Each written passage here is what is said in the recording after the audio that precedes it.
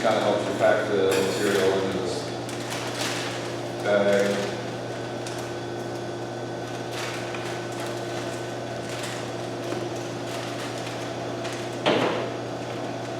That on there, get your funnel. On there.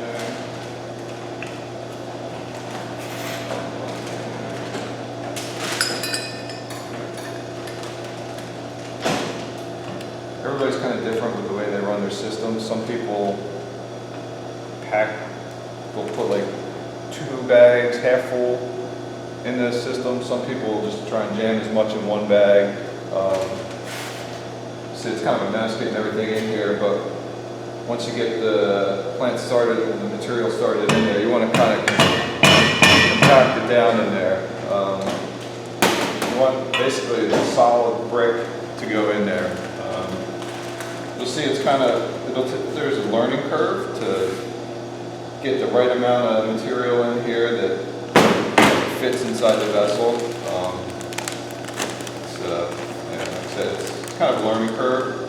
Some people, like I said, will do 2 bags half full because it's easier.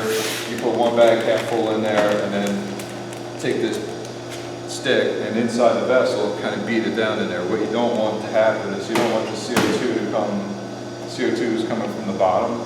You want the CO2 to go through the material. You don't want it to channel around the material. So it's kind of easier to do 2 bags sometimes. A lot of people will weigh it also before it goes in. I don't know if you guys want to weigh the material just for your record keeping. So we'll pack a bag, weigh it. The bag itself or the whole? So you can